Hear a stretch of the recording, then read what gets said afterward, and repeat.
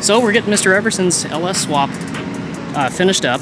So he supplied the car as it sits with the Rota wheels already on it, the Willwoods in the front. We did all of the mechanicals, some electrical. You can see it's got the 1320 Fujitsu style muffler, and these things are massive. We actually were caught a little off guard. I guess we didn't think to look at the measurements in the description before we ordered it. It's a lot larger than the Brute Fab. However, once we got it in, it's grown on us. I actually really like the look. It is, it's large. I don't think it's too gaudy. He seems to be pretty happy with it. It does sound amazing. All right, so there is our LS swap package. A lot of this stuff is going to be available on our website. Should be available on the website by the time we're releasing this video. You can buy the engine, you can buy the transmission, you can buy damn near everything we bolted to this car. The intakes we're making in-house, the catch can and the coolant overflow tank setup, we're making the bracket, we can sell you the tank, all that stuff. Really try to minimize the amount of stuff you have to go through to piece together an LS swap in your driveway, or if you're another shop and you're looking for a good platform to copy of like what works, what doesn't work, you know, minimize the amount of downtime. Feel free to check out our build blog and go through every single part that we installed on this thing so you know what works. You can see how the CX racing headers fit in there. We did all the powder coating in-house for the textured red stuff. This particular engine is a built 5.3 with high compression flat top pistons. It's got a hefty cam. All the specs are in our build blog. Phi-Tech intake manifold with the 102mm throttle body. CX racing headers. All of the accessories are Camaro accessories, so we got Camaro balancer. That's our dual spout fan kit that we sell. This is just a standard 280Z radiator that we offer on our Amazon store. However, this one we welded a bung for the steam port so that it can evacuate back into the cooling system. So we're going to offer that modification as well. So you probably saw the ICT billet alternator mount that we put on. I had to drill the block in a previous blog post. You saw me preparing that because that thread is not apparent in the 5.3 block. It is on the LS1, LS6, and I'm sure the 6-liter aluminum block has it. The engine mounts are Verdi Dingo. Here's a look at the Willwood clutch master cylinder that we put in and just adapted it from the SAE threads to the metric hardline we have. Tremec Magnum F transmission. Shifts like a dream. We put a mechanical reverse lockout in it so that way we don't have to deal with the electronics for that.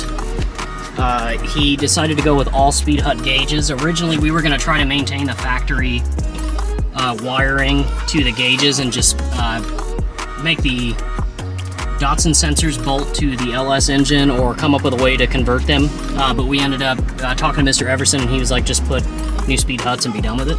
So that's what we did. This car was already basically a full interior car, which was nice. The cool thing about this swap is everything worked on this car before we took it apart. So it gave us a really good point of reference to like quality control our work is, you know, if it worked before, it's gonna work now. It's really nice when we get a car that's unmolested, everything works. It helps us do our job more effectively, and there's a lot less downtime trying to chase issues. We also power this with a Holley Terminator X. Caleb actually modified the factory cover just a little bit to fit in there. So if you're doing one of these LS swaps, you can mount the Holley EFI system in the factory spot and just modify the cover a little bit, and it hides back there real well. As far as drivetrain goes, we did a Techno-Toy tuning, build aluminum front differential mount. We upgraded to Fudofab axles in the rear with safety wire. So it's like Porsche 930 style axles, significantly beefier, so definitely won't have a failure there. We did Apex engineered front and rear control arms for the suspension. And we also piggybacked it with the Techno-Toy tuning power brace in the rear. Now they will fit with Apex engineered arms, but you have to turn them backwards. And at full suspension travel, they hit, but unless you're catching air, you're never gonna hit that area of the suspension. So it's really only when it's on a lift you're gonna notice that. We made sure we notified the customer of that. The exhaust, Caleb spent probably a good week fabricating a really nice Y pipe setup. Merges right along the center line of the vehicle, and it stays single exit out of the back. I think really this is the best and the correct way to do an LS swap in a Datsun. It eliminates the hassle of dual exhaust around the gas tank. It solves a lot of your fitment issues because it's really hard to get aftermarket exhaust to fit with the L motor, let alone a V8 swap. This car's not super low, so standard oval tubing was fine for the exhaust build, where like Mr. Pena's, we had to do oval tubing for ground clearance because that car's so much lower. So depending on your ride height, that's what you're going to be looking at as far as clearance for exhaust components. And I think that pretty much covers all of the major talking points of this build. So it's getting picked up tomorrow and going back to Oregon. You know, we're really, really excited for Mr. Everson to have this car back. He's been waiting a very long time to feel this transformation, and I really think we knocked it out of the park with this one. Caleb really paid a huge attention to detail on this build, and it really shows, and I hope Mr. Everson realizes that when he gets his car back. If this is something that you like and are thinking of doing this swap, please visit our LS Swap section of the website. All of the supporting parts that we sell are going to be available on the website to order directly from us or our Amazon affiliate store. Or if you don't have the time to do it yourself and you just want to pay somebody to do it, we would be more than happy to write you an estimate to build this exact car, build something similar, more power, less power. There's a lot of creative freedom with LS Swap stuff. A ton of aftermarket support, so it's really up to the end user what pieces you want to go with. But if you like what you see and you want to build one of your very own LS Swap cars, shoot us an email, give us a call, let's talk. We can work out the transport logistics. We can get as many parts available and staged and ready to go to make this as smooth and seamless of a swap as possible. This swap we learned a lot on, and so we also learned a lot of what not to do. So the next one will go smoother, and subsequently the next ones will go smoother and smoother. Ideally, we would like to get to a point where we can have these swaps in and out, not including quality control, you know, maybe a 4 to 6 week time period from when we start to finish. And then at that 4 to 6 week time period, we're doing quality control and turning the vehicle back to you. Now granted, that's not including major suspension work. That's just drivetrain, electronics, running and driving. But yeah, if this is something you're interested in, let's talk. Once again, thank you all for watching. If you enjoyed this video, please let us know in the comments, and please smash that like button. That really helps our channel. The way YouTube's algorithm works is the more you interact with our videos, the more they get put on other people's feeds. So we would really appreciate it if you would just, comment a thumbs up, comment a flame emoji, comment something. Comment you don't like it, I don't care, just interact with the video. Give us some likes. And most of all, don't forget to hit that subscribe button. And feel free to set the notifications up to where when we upload a new video, you get a notification so that you see our content and continue to help our channel grow. Thanks again for watching, and we will see you on the next episode of Building Legends.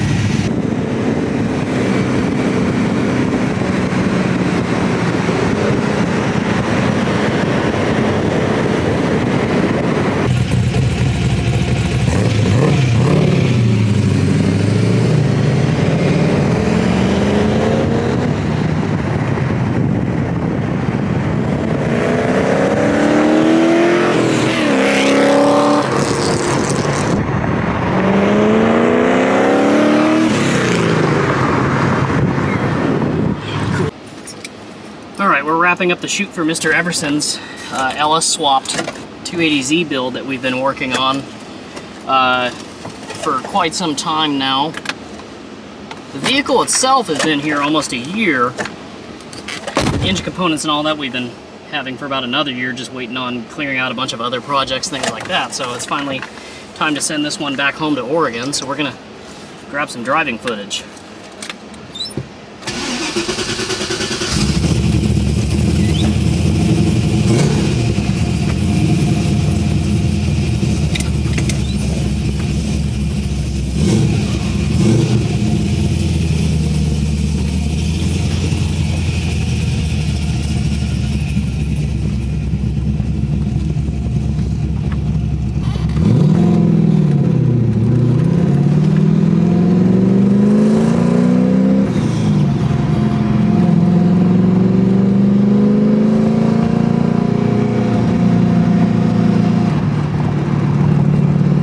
Definitely louder than some of the other ones we've had, but it still just really is a joy to drive. This has been one of the more favorite builds that we've done as a company.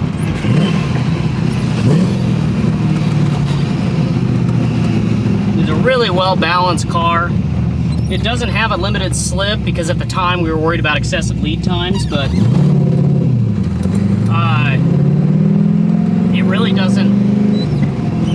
It's still very easy to drive even when it gets loose. It's still very responsive. Stops on the dime, goes on the dime. Very agile. For a car with lowering springs and presumably factory or factory-ish shocks, it's a really good balance between comfort and being able to employ some spirited driving.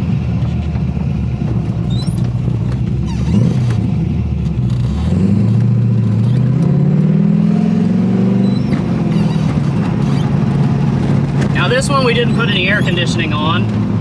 The car is up in Oregon. I would imagine they have a lot nicer weather than we do. So it wasn't really a necessity.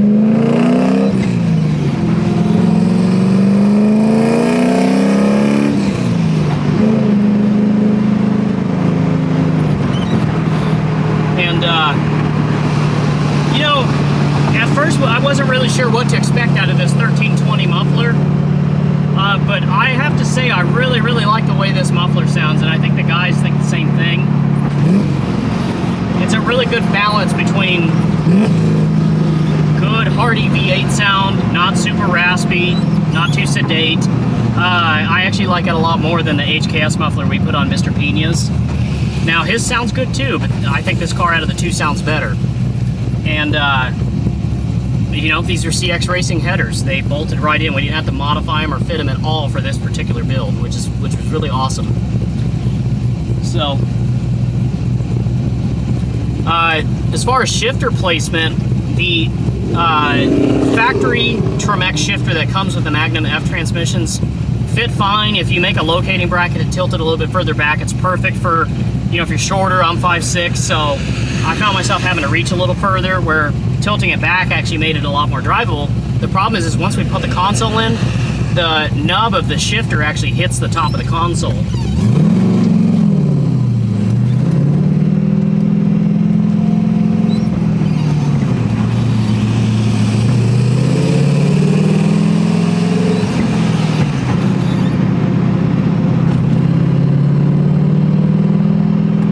So rather than trim the console, which I mean, he was okay with that, but I really didn't want to do it. I wanted to have as much OE fitment as we could. So we ended up tracking down, there's a company called Granis Racing. I'm almost certain they're based out of Florida. Sorry, there's a Prius. Can't go the speed limit. Granis Racing, they actually machine these shifters to give it an offset. Their primary market focus is the Supra and other cars equipped with the JZ engine that go with a Tremec transmission. So we found that those fitment, we found their fitment actually worked out better. We really couldn't find find a good market solution for offset shifters in the back. And maybe I just was looking up the wrong stuff. I tried briefly looking at like Camaro and GTO shifters. I just didn't find anything that A, was going to do what we needed, B, that I liked. So we ended up sending this shifter out to Grannis Racing. They machined it, had it back to us, and it's perfect placement, fits with all the factory console stuff.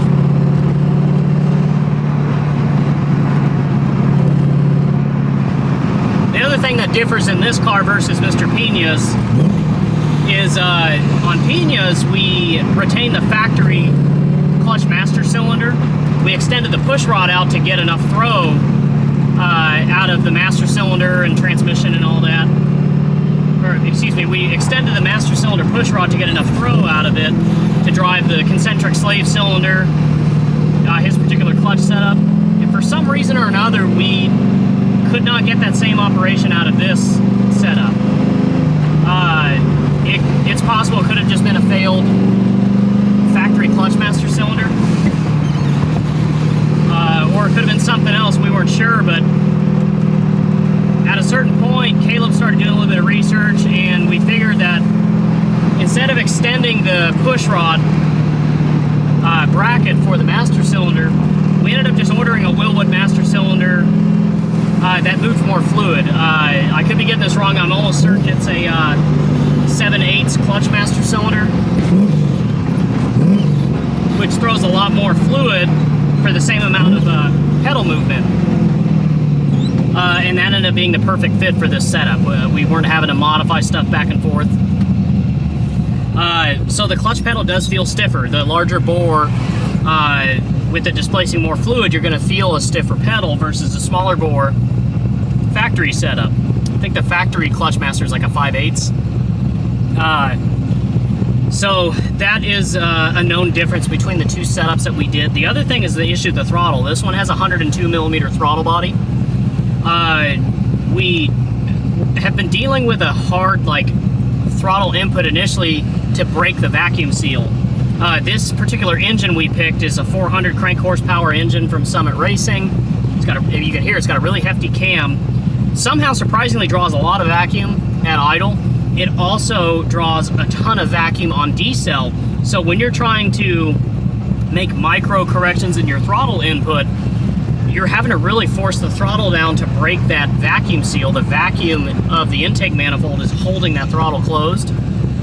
Once you break the seal, it operates fine. So we tried a couple of different throttle bodies. We were about this close to buying it's a high-end throttle body. It's Nick something another on Summit Racing. But our last-ditch effort was we tried drilling a small bleed hole. I think we did an 1/8" bleed hole in the throttle plate, which if you look at a lot of factory LS setups, they have a small bleed hole in the throttle plate, which I'm assuming is for that reason. So drilling that small bleed hole in the throttle plate alleviated like 95% of the throttle stiffness. It's still pretty stiff. It's just kind of the nature of the beast with a large throttle body like this. But at a certain point, we got with Mr.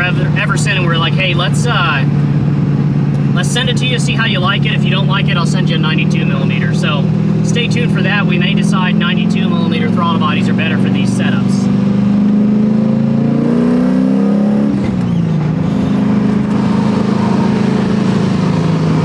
We're coming up on a bridge. Giving some good exhaust clip sounds.